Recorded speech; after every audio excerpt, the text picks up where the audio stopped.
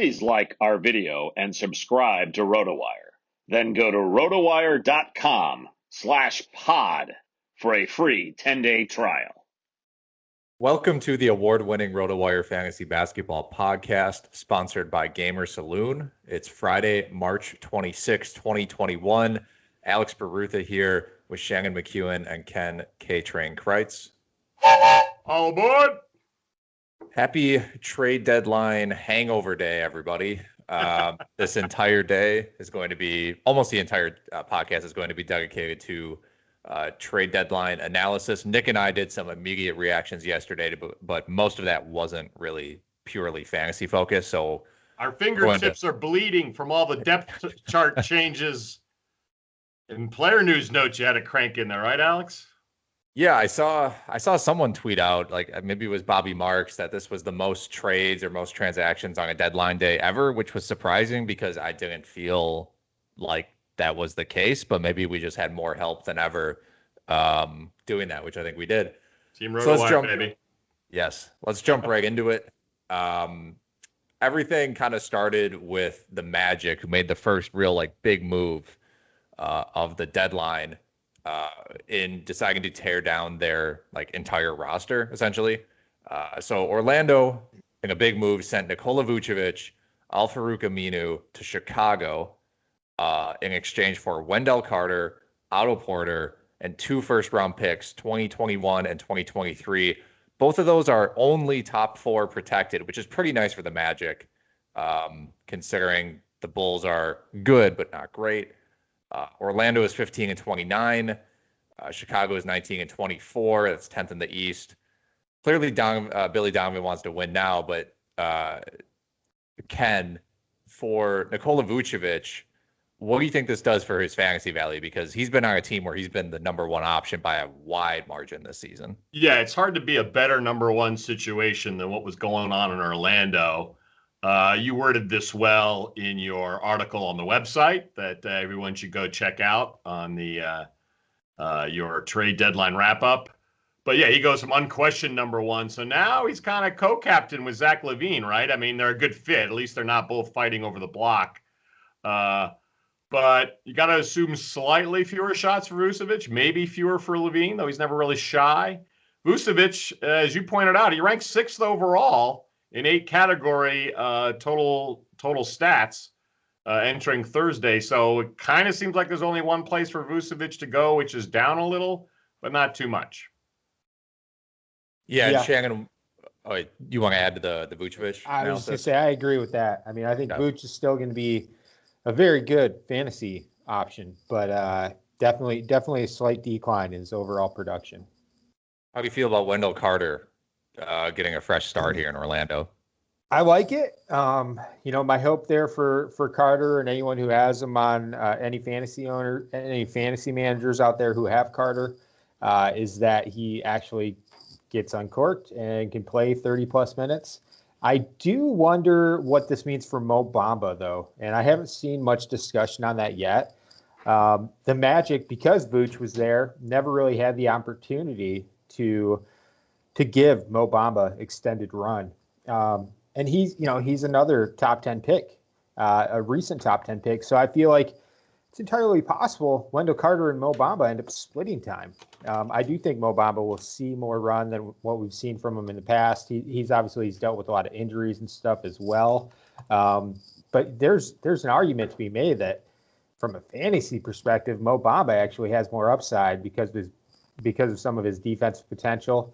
We'll see. I think they're both more interesting now than they were prior to yesterday's trades.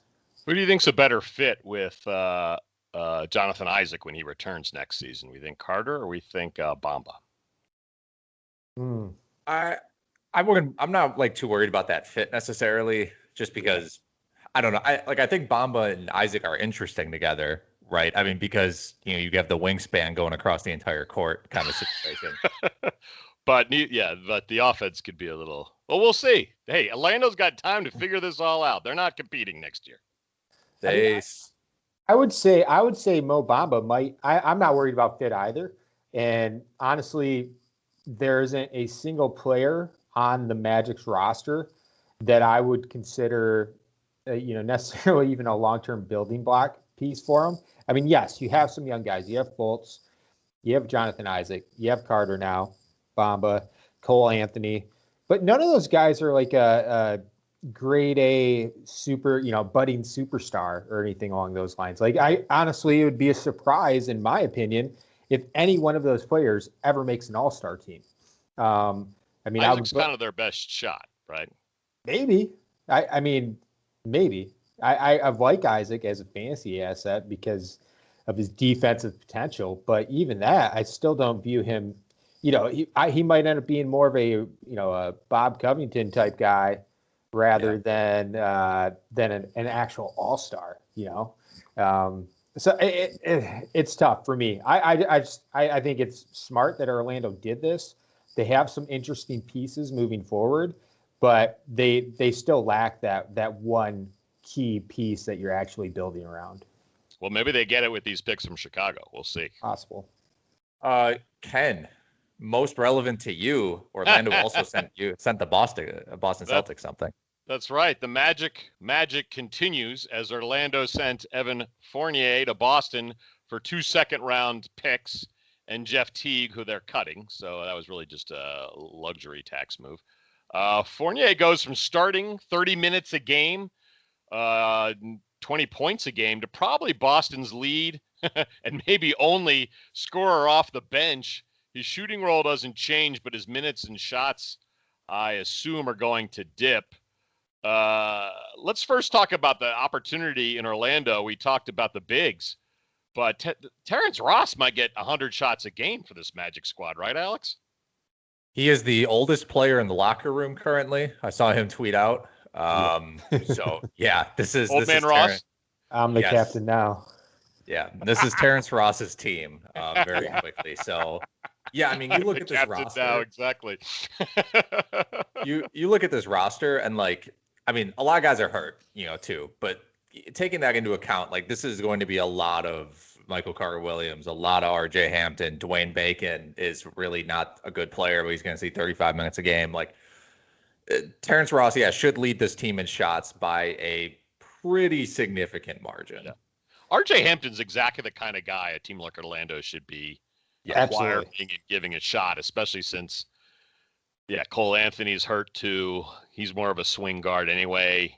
If you could have Hampton, you got a lot of minutes for Hampton to develop with here, and he wasn't going to get that in Denver. Absolutely. Terence Ross, if he's available in your league, if you're in a 10-team league, 12-team league, and he's available, which is entirely possible. I know in my BKC leagues, he's been dropped multiple times. He's been hurt this week too. So yeah, he's missed 7 out of the last 8 games he sat out. But assuming he comes back and he's healthy, I mean, this is a guy who's never played more than 29. The 29 minutes per game he's seen this season is a career high. He's scoring 16 points per. He is a guy who, if he gets 32 minutes and he's one of the focal points, probably the focal point, if not one of the top 2 focal points on offense. I mean, he easily could average 20 points per for the rest of the season. I would think every play off a timeout is going to be directed for Ross. It's 4 picks, Ross shoot. And I mean, you can even see that. I mean, just looking back at his 9 most recent games played, 32 minutes per, 19.6 points per game, 4.8 rebounds, 2.8 assists, 1.6 steals, and 3.4 three-pointers made. That's what he has. He has the ability to do even more than that the rest of the season. He could be like Beasley was after getting traded to Minnesota last year. He could be that for your fantasy team down the stretch of this season. They didn't just get rid of option 1. They got rid of option 1, option 2, and we'll talk it later, option 3.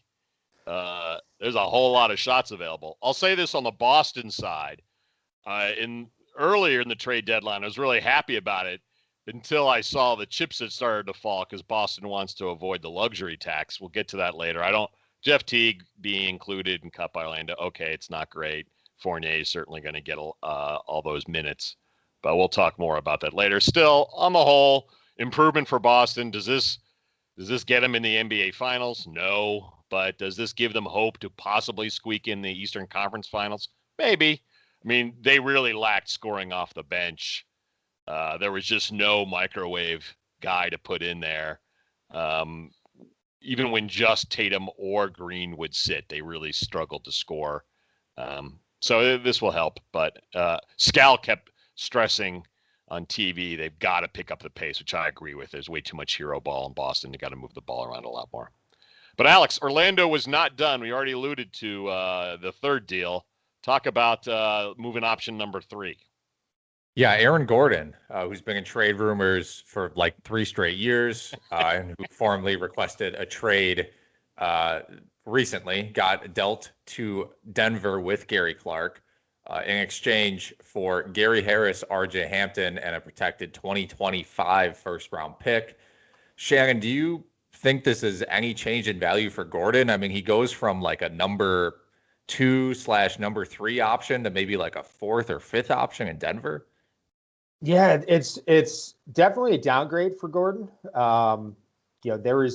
There are certain nights where he would be the top option, or more likely more nights he was the number 2 or number 3 option for Orlando. But that led to some good fantasy outings, decent production from him the past few years. Outside of some battles with staying healthy, he's been pretty good. I can nitpick and say that he needs to improve from the line, but that's just a fantasy thing. Now, for the from the Denver standpoint, I really worry about. Okay, I'm assuming they're going to move Paul Millsap to the bench and have Gordon and Porter start at the 2 forward spots. Honestly, I'm more worried. You think Michael Porter's move? Oh, the forward spot. Sorry, go ahead. Yeah, they're both. Neither one of them's a 3, and neither one of them's a 4. Right. So they're both 3.5s. So I just think you start both of them, and that makes a 7. And starting a 3 and a 4 makes a 7 too. There you go. It'll be interesting. I'm worried about their defense. As a whole with that starting 5. And it really, I think it dings everyone's value outside of Jamal Murray and Nikola Jokic. I think Barton, Gordon, Porter, they're all slightly decreased in value from a fantasy standpoint than they were before the trade. Can I just backtrack a little to Gordon asking for a trade? I mean, he did seem to do it in a classy way, but I don't have any patience for him complaining about the situation in Orlando. They were begging for him to be the star of that team for a couple years, and he never hit his potential. It's good that he moved on, and he did politely request for the trade behind the scenes. He didn't make a stink in the public till it came out in the last 48 hours. But, Gordon needs to also buy a mirror. Yeah, I think, I think there will be a lot of nights where, with Orlando, that team was awful, and he was still, only averaging 14 points a game. Right. And so, please score. They were begging him. Yeah. I think there are going to be a lot of times where we look up at the box score for this, the Denver version of Aaron Gordon, and it's 9 points, 6 rebounds, 3 assists. And so if you have him in fantasy, I think this is kind of bad luck for you, because if they do start that starting 5 of Murray, Barton, Gordon, Porter, Jokic, Aaron Gordon is the 5th best offensive player in that starting 5. Yeah. He's the final option. What do you guys think of Barton as a starting shooting guard for Denver? That's fine. I mean, him and Murray, I think are they're both 1.5s sort of. Barton's, they can both handle, they can both shoot a little bit. I'm okay with that. I do want to just bring, Aaron Gordon has shown some improvements this year. He is averaging a career high in assists. He's averaging a career high in 3-pointers made, 3-pointers attempted. And also, I'm sorry, not 3-pointers attempted, but 3-pointers made. He's just below a career high, 1.7. He's better than he was the past 2 years. But he is at a career high in efficiency from beyond the arc, 37.5%. So he has shown some improvements. He's been around forever, but he's still only 25. I actually think the 14.5, 6.5, the 4 assists is going to go down. But I think he has the potential, if he's still playing 30 minutes per game with Denver, that he could still be 13-6 or something along those lines. That's a totally achievable level of production to hit, even if you're the fourth or fifth option on a team. Now, you guys know my affinity for digging for diamonds on really bad teams. I got one more Orlando question for you. Could this be an opportunity for 22-year-old Chuma Okeke? I mean, it's an opportunity for him, but by all accounts, he is like a low usage player.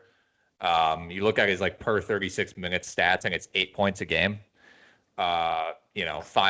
6 rebounds, 3 assists. He's got some defensive upside, but I mean, if you're in a deep league, yeah, I mean, go for it. He's their starting point guard. I mean, starting power forward. Sorry, yeah. Right.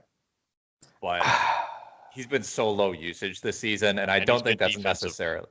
Yeah, I don't think that's necessarily because the team has been like they needed somebody. You know what I mean? So yeah. Yeah, I mean, he's consistently seen about 20 minutes of run over the past, at least over the past 2 weeks. He's not doing a ton with it. So I'm not very career high 17 points this week. Yes. Yeah, that was literally one game. He went 4 for 4 from downtown, 6 for 6 from the floor. And I don't even know if his prior career high was double digits. I don't. He had 11 of 19. Just so you know, the night before that, he had played 15 minutes, had 0 points. And was 0 for 1 from the floor. So that one shot was electric. Yeah. He's got it. There's a lot of PJ Tucker-esque lines coming out of Okeke. I am not really worried about picking him up. I mean, if you're in a deep enough league, he's worth a look. He was, he was first round pick, 16th overall. I'm just not expecting a ton. But 14 team leagues, sure. I mean, if you have a deep enough league. Now, there are a couple, we got to spend a couple more minutes with Orlando. I know you guys are eager to move on, but I want to mention RJ Hampton again. He is one of the big winners for me. And I am 10 and 12 team leagues. I don't think he's a must add. I think you kind of want to see how he's going to be deployed. But deeper leagues, like he's one of the guys who has more upside. They could just unleash him and have him play close to 30 minutes per game from here on out. They should. I absolutely agree. You don't think developing Michael Carter Williams should be a priority? No, I don't. And I was a fan of Hampton as a prospect. I think he has ability there, and we could see something from him down the stretch. I mentioned Mo Bamba. Obviously, I think Carter's going to get the first look. I just think if you're in a deep enough league, it's worth taking a flyer on Mo Bamba. I mean, if you're already, if you have someone like Otto Porter on your lineup, I would rather take a flyer on a guy like Mo Bamba. Let's mention Otto Porter here because he was one of the guys going back to Orlando. Do you guys think he actually plays more than 1 or 2 games for Orlando? I think they buy him out. Yeah, I think they buy him out. I agree. I would assume that's the case. Yeah, if you have him on your fantasy team, I'd hold him just in case he does play. Because if he does play, he is the number 2 option on this team. I like, So, fair. Don't be too hasty. You might as well wait a week unless there's a obvious trade for the agent to pick up, which will, a Terence Ross, dump Porter for sure. Okay, so Ken, let's get to some non-Orlando Magic news. Yeah, Houston sent Victor Oladipo, the Black Panther, to Miami for Avery Bradley, Kelly the Clinic Olynyk, and the right to swap 2022 first-round picks, which I found very optimistic of Houston. Yeah. To me here, the winner's Indiana, who have Karis LeVert this season and next season. But, gentlemen, I'd say Oladipo still hasn't looked like his former All-NBA self most of this season, but he's been productive. What are you guys seeing happening with Oladipo in Miami? First of all, I think Miami absolutely fleeced Houston here. It's kind of ridiculous. Even if they lose Victor Olidipo this summer, they gave up Avery Bradley and Kelly Olynyk. Right. So not a big deal. Clinic is literally the best asset that they got in this deal. Yeah, and they replaced it with Nemanja Bjelica. So they didn't even lose the Kelly Olynyk type player. Anyway. Yeah, for Oladipo, I mean, he goes from it's interesting because even when he was on Indiana, he was arguably the 3rd option on that team because of Brogdon being there and Sabonis being there, and he was still getting his 20 points a game, still getting 6 assists and 6 rebounds and 4 assists. You're right, Ken. The shooting wasn't incredible, but he was still putting up good shots from 3. He was still getting to the free throw line. And so he went to Houston, got more volume. We kind of know what happened there. But now he's back in a situation again in Miami where he's the 3rd option, maybe even the 2nd option. So I'm not worried about him getting his numbers at all. I think he's closer to the 4th option than he is the 2nd. I just think you have Bam, you have Jimmy, and then you have Tyler Hero as well, Dragic. Like, there are too many other pieces where, even if Oladipo is the number 3 option, the 4th, 5th, and 6th options are so good in Miami that it depresses what a 3rd option actually is, right? It's not the normal 3rd option. So I think it is a ding for Oladipo's overall value or his nightly production, sure, but it's actually an improvement on his games played. So, the Rockets have been very cautious with Oladipo, basically sitting him like once out of every 3 games since he got traded there. My guess is the Heat won't do that. They'll just unleash him and he'll play most of the games moving forward. And if that is the case, then, even if he's not getting to, he's not 25-5 anymore, but he's 16, 4-4, knowing that he's going to play, 90% of the games instead of 60, 70% of the games is encouraging as a fantasy manager. I would prefer that option. Here's my fear with Oladipo. Great defender before the big knee injury in Indiana. Didn't need or care to play a lick of defense in Houston. And suddenly goes to a team where that's expected every possession. I wonder how Spoelstra reacts when Oladipo takes a possession or 2 off on defense, because I worry about some bad habits festering during those Houston days. But we'll see. I think he'll be fine. I think he'll be fine. I think he's going to play harder on a more competitive team. I will say, okay, so from a fantasy standpoint, if you have Oladipo, you're holding them anyways. So really, the real question marks from a fantasy standpoint is, for me, it's going to be Tyler Hero and Kendrick Nunn.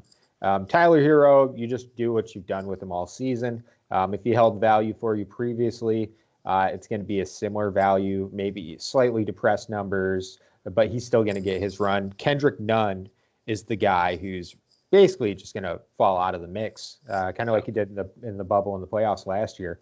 I don't see him being a significant part of the rotation in Miami going forward, unless they have multiple injuries. So Kendrick Nunn's the guy. I would drop him and try to find a better replacement if you currently have him on your team. Alex, can you please dump on the Houston Rockets for me and these transactions they've made in the last 6 months with this? Yeah, yesterday I went through and kind of put together exactly what the Rockets ended up getting for James Harden at this point. And so for James Harden, they got 4 first-rounders from the Nets who are contending. So those are going to all be in the 20s probably. Avery Bradley, Kelly Olynyk, DJ Wilson, and DJ Augustine. That's what they got for James Harden. Any list that starts with Avery Bradley is a bad sign. Yeah. And they also got 4 pick swaps from the Nets, but again, they're not swapping those. Yeah. And someone hit me up on Twitter. I said this yesterday, but it's worth saying again. Someone says the Grizzlies arguably got more value from all the various facets of the Mike Conley trade. And I think it's true, because from that trade, they got Brandon Clark, Grayson Allen, Justice Winslow, Josh Jackson, DeAnthony Melton, ended up getting protected first, which I think is going to convey either this year or next year. That right now looks like a better haul than what the Rockets got for James Harden. Yeah, so which is depressing. It's kind of crazy. We'll see what they do with those picks, but I'm not. I'm looking forward to more really depressing Steven Silas press conferences. My God, and that man is hell and back. Horrible. Actually, he's not back. He's still at hell. That presser after they lost 20 in a row. I'll put it up on the pod article where they ask him about the losing streak, and he just doesn't say anything for 10 seconds, and then just says, "Yeah, my goodness, that's depressing." He is collecting his checks. That is for sure. Straight to the bank. So one more point with the Heat, who's their starting power forward? Is it Bjelica? Is it Iggy? Is it Trevor Ariza? Doesn't matter. I don't think it matters. Right. Fantasy Agreed. doesn't. Yeah. They might start. Go ahead, Shannon. I'm with you, Alex. I don't think it matters. I think it's so. I mean, they started Ariza last night. That was mainly just because everyone was out. They were very shorthanded. I don't think it'll be before too. I mean, he's been last year started a lot for Portland. Yes, he certainly has, but he is also an old man who hasn't played much this season. I don't think he's really going to move the needle. If there's a someone who's worthy of starting over him, I think Bjelica possibly. They could go extremely small and just start Duncan Robinson or Tyler Hero and have Jimmy Butler, I guess, be the de facto power forward. It just depends on what the opposing lineup looks like. I think Bjelica really does have an opportunity to step in that starting role, and he can offer a lot of what Olynyk did. So that's a real possibility. I don't think it moves the needle much. I'd say Bjelica is slightly more appealing from a fantasy standpoint now than he was in Sacramento. I feel like of the three, Ariza has the best chance of filling that Jay Crowder role they've been missing out on all season that did well for them in the bubble. Yeah, that's possible. But no fantasy implications at all. What about on the Rockets side? Because I think this is something we need to discuss a little bit more. Is there are fantasy opportunities on that side of this trade? Save those thoughts, Shannon, because that transitions very nicely into our fan feedback section. 6 days ago, shout out to fan John King, who asked, again, about 6 days ago, but look almost like he was looking into his crystal ball. He said, someone offered me Shai Gilgeous-Alexander for Kevin Porter Jr. I feel I should take that trade where he would take SGA, but I'm a little worried SGA might get shut down at some point. Remember, this was 6 days ago before SGA's injury talk. What do you guys think? At the time, I said, yeah, make that trade ASAP. Now that we've got plantar fasciitis issues, that trade's not going to work out, is it, guys? And sorry to Mr. King. Yeah, anytime anyone has plantar fasciitis, I am immediately worried because that is an injury that's incredibly tough to shake. And Goran Dragic played on it in the bubble last year, but he was like really, really dogging it. Peak Dragon. He was not peak Dragon. He was, You have to really consider this. Like you mentioned, Ken, I don't know if this trade is still on the table. If I was that SGA, I think I'd want Kevin Porter Jr. now to some extent. Or I just wouldn't feel as comfortable getting SGA because I assume that trade's off the table now, frankly. But they were already resting him, I think, SGA, like certain games. And now that this injury, this is tough. Maybe Kevin Porter Jr. at this. What do you think, Shannon? If it was 6 days ago, on March 22nd, SGA played 34 minutes and had 31, 3, and 4. With 23 shot attempts, which may have been a season high. I would have absolutely said, yes, go out and get SGA. Which is what I did, yeah. I no fault there. I think was probably the right call, or was the right call at the time. Obviously, things have changed. It's tough. I think the Thunder are trying to find ways to tank. I think they've been trying to do that for the past month or so. And they just keep on winning, which I don't think they're out west too. Out west. Yeah. They sit. Seems like 2 to 3 guys every game and just rotate and try to lose. But then Moses Brown is just an unstoppable monster. So it's impossible. Moses. Let's talk on the positive. What do you think about Kevin Porter's opportunity moving into the starting shooting guard spot that Oladipo had? What's Kevin Porter's upside with the Rockets? Well, he's going to take over the Victor Oladipo spot essentially, and Victor Oladipo was still able to get basically his 20 points a game. I mean, Kevin Porter's not as good as him, but if I was the Rockets, I'd want him. You start him, but then I would play him like with the second unit a lot, like him just get his own buckets. And John Wall is going to probably continue missing time here and there. So I'm pretty high on Kevin Porter Jr. at this point. I mean, we saw it in his first 4 games with the Rockets. Kevin Porter Jr. averaged 35 minutes, 19.6, 3.6 rebounds, 8 assists, 1.8 steals, 1 block, and 1.8 3-pointers. That's the type of upside that's there if he's healthy enough to play 35 minutes. My guess is, we'll see John Wall, like Alex mentioned, we'll see John Wall sit some more.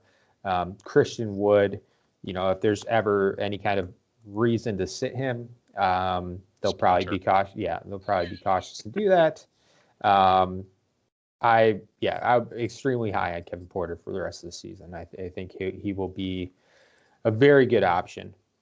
All right. Thank you, Shannon and Alex. So fans, before we get back to the trade talk, please go to our YouTube video for this episode, like the video, and leave us a question for next week, which we will bring up here on the show. All right, Alex, take us to Toronto. The Raptors kept Kyle Lowry after basically like advertising that he was gone. But it turns out when you tell everybody that you want to trade someone and that they get to pick their destination, those teams that are on the list lowball you with like, do you want Duncan Robinson for him? But they do send Norman Powell to Portland for Gary Trent and Rodney Hood. I mean, Ken, first things first, are you surprised that Kyle Lowry's still in Toronto?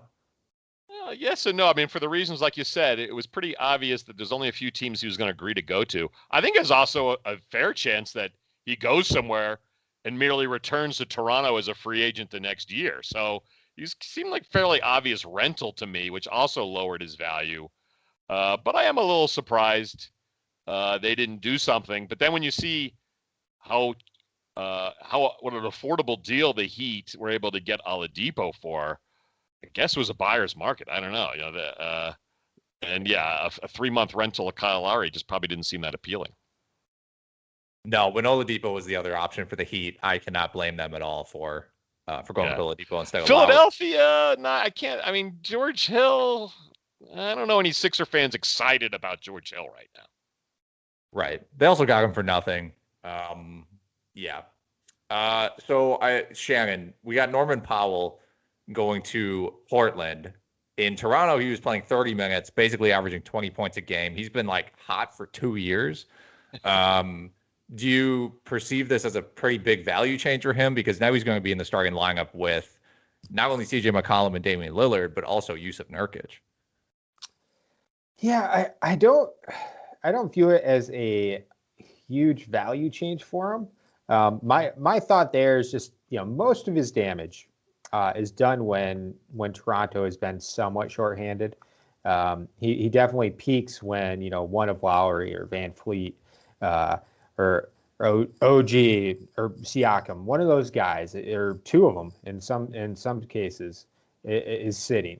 And I think it's going to be a similar thing with the Trailblazers. I just, Lowry and Van Fleet, Lillard and McCollum, the volume definitely favors McCollum and Lillard. Those are they're more high volume than Lowry and Van Fleet are.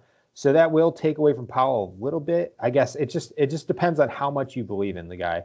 I don't believe that he's the 20-point per game guy that we've seen in the past month and a half. I think he's actually been at almost 24 points per game. But again, that's because there are a lot of stretches during that where Toronto was shorthanded. If you go back and look at the first month of the season, he was under 12 points per game in 23 minutes per. And that's when Toronto was at full strength. He's probably somewhere in between. So 14, 15, 16 points per is probably what I'd put him at. He's not going to be a top 50 or top 30 or 40, wherever the hell he was. He was definitely crushing it the past 6 weeks for Toronto. He's not going to be there with Portland. Is he still going to be a top 100 guy? hold value? Yes. Some of the other fringe guys for Portland, like Derek Jones, who maybe would get value in a deeper leagues because of his defensive stats, they're obviously going to take a huge hit. I assume the days of squeezing. Anthony, Yeah, I was going to say the Carmelo days Anthony. of squeezing some mellow juice out are got to be done. So, but I mean, I think Powell, the way Portland's structured, Powell could easily be their third option. Even when Nurkic returns, he could still be their third option on offense. I just don't expect him to be what he's been the past 6 weeks. I think he's more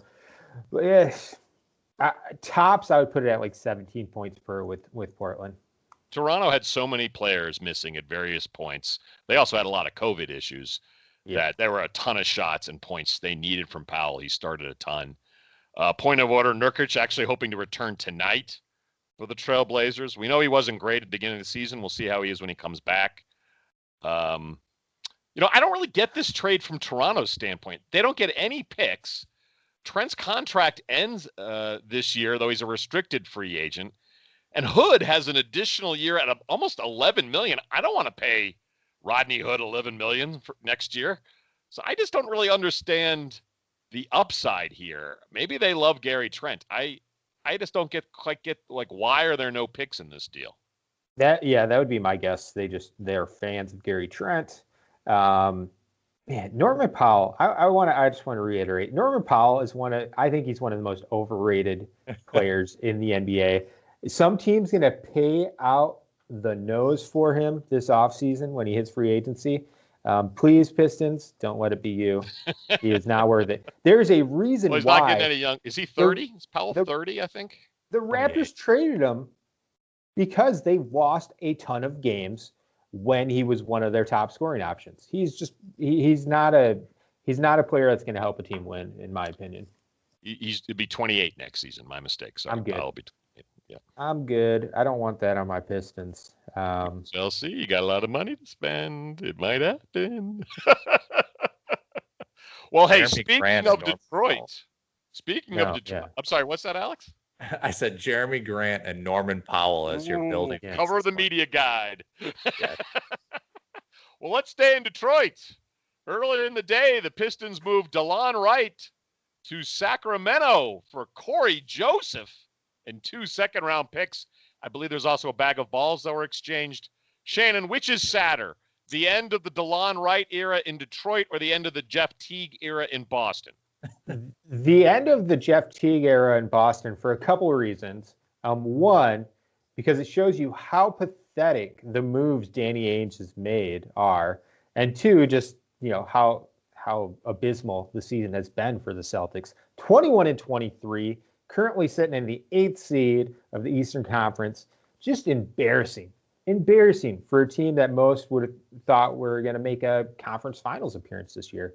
It's just truly, I don't get it. Walk me through the Pistons seasons, please. Huh? Walk me through the Pistons season, please. I can. Hey, who has more championships since 1989? That wasn't the question. The question was walk me through the Pistons season. Now, granted, 2 of their 12 wins came against the Celtics, but they are sitting at 12 wins. Yeah, the Celtics lose to a lot of bad teams. I just don't get it. You have Tatum, you have Jaylen Brown. Man, it's sadder for the Celtics. Absolutely, they got problems. Delon Wright. At first, I was like, "What the heck is Sacramento going to do with Delon Wright?" And then I saw Corey Joseph was getting 20 minutes a game, and I was like, "What?" Is that because they don't let Buddy Hield's getting benched a lot? I don't know. Does Delon Wright, Alex, have any value in Sacramento? No, I think this pretty much kills his value. I think if you had him on Detroit, that was nice while you had him, and now I think it's over. The minute is going to be. For most of Delon Wright's career, he's been 20 minutes a game and not fantasy relevant. And then there's those moments where he gets traded somewhere, he plays 35 minutes a game, and it's like, wow, 15, 6, and 6 out of Delon Wright. So anything you get from him now is very much extra. Yes. Now, wait, before we move on, Alex. So, Shannon, we discussed him before. Dennis Smith Jr., your starting point guard in Detroit. Is he now fantasy relevant? Is he the starting point guard in Detroit? I I don't believe he's going to be the starting point guard in Detroit long term. He might be immediately, but that's just more a byproduct of who's healthy. I actually think Lee might get some looks in the short term. Saban Lee, yes. I think he's going to see some extra run. I wouldn't be surprised if he becomes the starter until Killian Hayes is healthy. And I actually think that's one of the reasons why they made this move, is just to free up things for Killian Hayes once he returns. He's back cleared for on-court work a week or two ago, about 10 days ago. And he is going to be reevaluated here come like the first week of April. So he'll come back and play, maybe the last 20 games of the season or so. I think Hayes is really the guy who, I'm gonna look at. I don't believe Dennis Smith. Again, short term, yes, he might get some run, but they're probably, even if Dennis Smith starts to be too productive, they'll be like, all right, it's time to take a look at Lee until Hayes gets back. I don't think Corey Joseph factors in, other than like no more minutes for Frank Jackson. Okay, thank you. That's okay. I'm okay with that. I think things are more interesting on the Sacramento side to see how they handle it. But like Alex said, I agree with him. Delon Wright, I don't believe will see enough minutes. Even if he plays 20 minutes per, it's not enough. Sacramento has actually tightened up their rotation significantly in the past few weeks. They're really riding Fox, Halliburton, Buddy Hield, Harrison Barnes, and Rashawn Holmes a lot harder. All of those guys are routinely playing over 30 minutes. Some of them are approaching, 35, 40 minutes on a regular basis. Part of that's just because Bagley's been out, Hassan Whiteside's been out. But I also think they've just kind of moved the needle, saying like, these are our guys. We need to play them more. And I expect them to continue doing that. So, Delon Wright, you're not going to take minutes away from Halliburton or Fox. You're not going to take minutes away from Buddy Hield. I don't see it happening. All right, Alex, please get us out of Sacramento and Detroit. Yeah, we had a lot of big men deals go down. We had JaVale McGee to Denver for Isaiah Hartenstein. That move just kind of makes sense from it. You sent JaVale McGee to a competitive team. The Cavs get a look at Hartenstein, who obviously is not good. Daniel Tice. This is another Boston move. Someone who I thought the Celtics were essentially married to. Got. I don't know why I thought that. I thought he was going to tax reasons. I thought he was going to be like. I thought he was going to be like a career Celtic. I don't know why I had that in my head. But he got traded. The salt in my wound. He got traded to Chicago to back up Vucevic and Lauri Markkanen. Mo Wagner and Luke Cornett went to Boston. Washington got Daniel Gafford and Chandler Hutchison. I actually like Daniel Gafford a lot for Washington. That kind of speaks to how depressing this series of trades was. The Heat also acquired Nemanja Bjelica, a.k.a. Professor Big Shots, from Sacramento. We touched on that earlier. Mo Harkless and Chris Silva go to Sacramento. Alex, can you give us your standard Mo Harkless comment? He is not. Oh, he's not good. Oh, he's not a poor man's Jay Crowder. Oh, he's not a poor man's Jay Crowder. I think we've said that. I wrote that in the article. I know. I think we've said it about 10 times. But yeah, I just wanted to officially document that. Yeah, he is not a poor man's Jay Crowder. What a career for Mo Harkless after he looked like he was like in Portland with Damian Lillard. It was like, yeah, Mo Harkless, not bad. And then it's like you take him away from Damian Lillard and CJ McCollum, and it's like, oh no.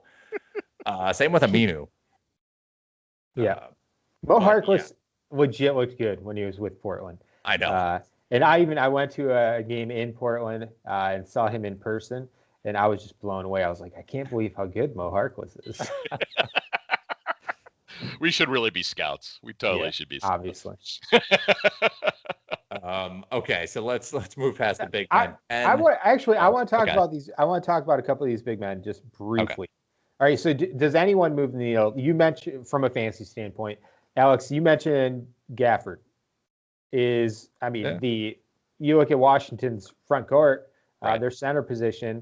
It looks like Rua Hachimura been seeing any minutes at the 5 lately? I know his minutes have increased significantly. So I think he has seen some minutes there, which is interesting. But they basically, since Thomas Bryant was ruled out for the season, you have Robin Lopez, Wagner, Alex Len.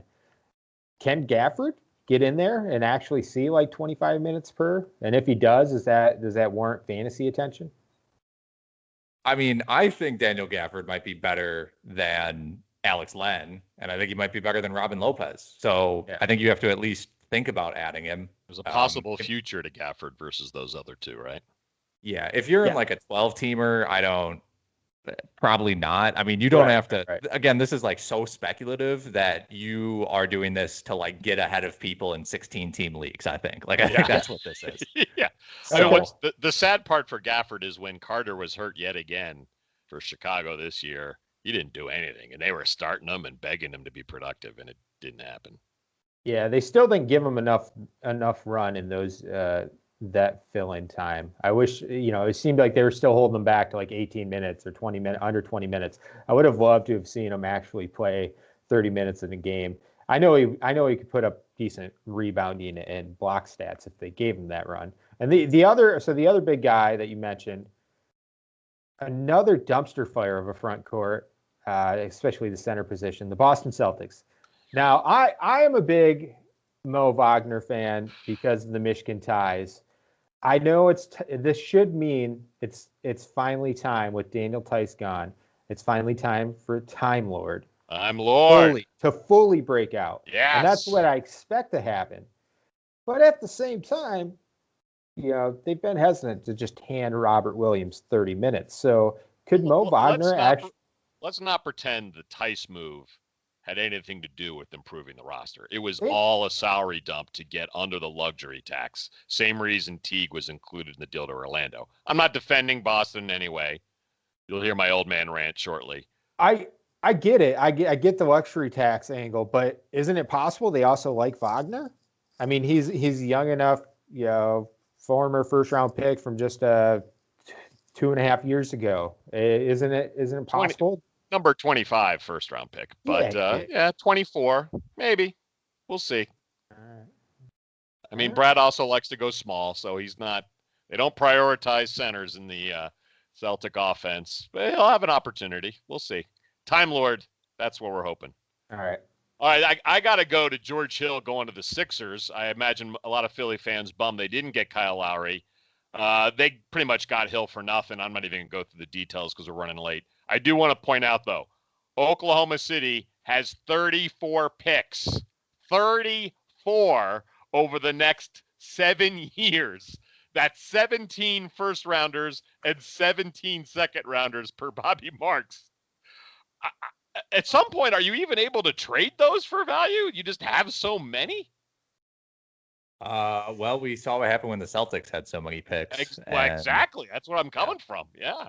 I think I saw some people on Twitter being like, well, there's only 15 roster spots. Like, how are they going to fit all these trades? And I'm like, look at their roster right now and tell me how many of these guys you would actually keep. That's true. Because it's like you gotta. I think what Danny taught him: use the picks early to move up. Don't wait to see if your guy falls to a certain spot. Move up and hope somebody falls to your spot. Right. It's crazy. I mean, hey, this is what everyone has been hoping a team would do since the process, and we finally got it. So yeah. I hope it works out for them. There were some small deals yesterday too. We had JJ Redick go to Dallas, Terrence Davis to Sacramento, Matt Thomas to Utah, Brad Wanamaker to Charlotte. Do you guys have any insights on this? I'm disappointed Charlotte didn't do a little more with the LaMelo ball injury. They've got money. It's a rare positive year for them. It seems odd they didn't do more, but there's no fantasy relevance news in all those deals. I think you guys should cut your delicious Friday Eve night DFS advice on a crazy night where we don't know who the heck's going to be on what team. Yeah, I am more than usual. I'm going to completely skip the injury / who's available, who's not section because it's a dumpster fire. So assume it's 11 game slate. Assume anyone who got traded yesterday is not playing.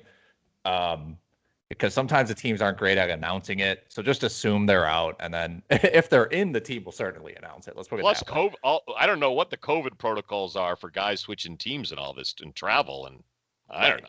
Yeah, even more than it's tough. So let's kind of dive in. I mean, I think from a value perspective, the guy that stands out right away, someone Shannon alluded to, is Mo Bamba, because we're not expecting Wendell Carter Jr. to be there and playing yet, and there are only so many minutes that they'll be playing. I mean, anybody from Orlando, right? I mean, you have like 6-7 players available. That's an exaggeration, but it's, Mo Bamba, Michael Carter-Williams, Chasson Randall. Those are the three guys that at least the RotoWire optimizer really likes for this game. Yeah, I think Mo Bamba and really anyone for Orlando, just once we figure out who's available for Orlando, what their starting lineup's going to look like, those players are definitely going to factor into the lineups I set. It's tough. Some of that's already priced in on FanDuel. Mo Bamba's 4,600, Birch 4,800. I need to see who's playing, who's available. If Mo Bamba's starting, I like the idea of Mo Bamba, but I am somewhat worried about how much he's going to play, even if he does start. He was just cleared to play for the Magic on Wednesday, and he logged 0 minutes. He's only topped 20 minutes, I believe, once this season. Usually he's seeing like 9 to 10 minutes when he does get out there. So the question is just, even if he starts, is he really a guy that's going to play 30 minutes? I question that. But I do think they're one of the teams. Terence Ross, we mentioned him. If he's active, which right now he's questionable, if he's active, he's going to be a great option for tonight's slate. And maybe the season going forward. Yeah, it looks like Robert actually Williams, I have Ross is ruled out. That just came through. Okay. Yeah. For Hello, Boston, Dwayne Bacon, baby. Bacon is so bad. Robert Williams for the Celtics, I think, is in a good spot right now. Tice is gone. Tristan Thompson, I think, is questionable at best with COVID protocols. So they're going up against the Bucks. I think it is time for Time Lord. He, again, you don't have to reiterate like his upside. Everyone knows it's like, upside for 5 blocks, 15 rebounds, that sort of everything. He already has a 50-point fantasy. 140% shooting from the field. 140% shooting. Yeah. The problem is the problem, especially on FanDuel, you cannot play Bamba and Robert Williams. You have to choose one of them. Yeah. So that is a tough choice because their prices are differing enough where I think you have to think about it. And neither of them are a lock for 30 minutes, even given their situation. Robert Williams is like a version of Miles Turner that actually rebounds. That rebounds like a center. And runs. Yeah, right. He's a good passer, actually. I'm telling you, his assists are going to be nice for a center when he's the regular starter. One of the other teams I'm looking at is Miami. See who's available, who's out. Jimmy Butler, Dragic's already been ruled out, I believe. My guess is Oladipo is not going to be available. Butler sat out last night. On Thursday night, if he sits out again, then, I'm looking at Bam. I'm looking at Tyler Hero had a monster game. 35 minutes, 29 points, 4 rebounds, 8 assists, 47 fantasy points on Thursday night. So that game as a whole too, I like the Charlotte side as well. Just because you have like Devontae Graham back in the starting lineup with LaMelo out. He hasn't really capitalized on his rejoining the starting 5 yet. 28 and 25 minutes in those 2 games. Only 5,100 on FanDuel. And I feel like, he's got 40 point fantasy upside, especially if he plays, instead of playing 25 to 28 minutes, he's 32. So he's an option I like as well.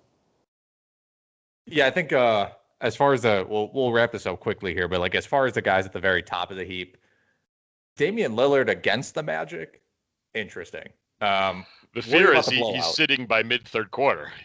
Yeah, you worry about the blowout, but he could also have 45 points by the third quarter. So that's about a half. I do worry. One thing I worry about with the Blazers is the fact that they played Miami last night, and they're probably going to be a little bit shorthanded too. So maybe they can't afford to sit anyone. But yeah, I do. The blowout potential is definitely a worry. But yeah, Lillard, like you said, Al, Lillard can go off. He was having a bad game last night. And then turned it up and still ended up finishing with 40 fantasy points after a strong fourth quarter. He's a guy who can just, even if he only has one quarter, if he's firing that one quarter, then he could put up a good line. Right. Okay. Let's move on from DFS since this will be pretty much a bloodbath all day, just in terms of injury news. Ken, it is time for your old man rant. Achtung, baby! That's the tired old U2 album title that I'd scream every time Daniel Tice would slam home a dunk or block a shot. Achtung is German for danger.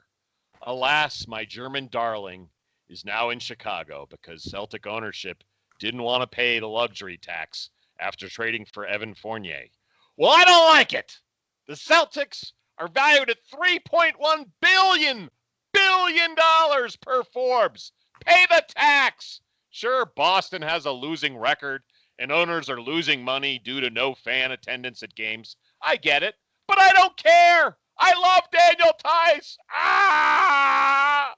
Farewell, my sweet tattooed prince. God, They at least replaced him with another German.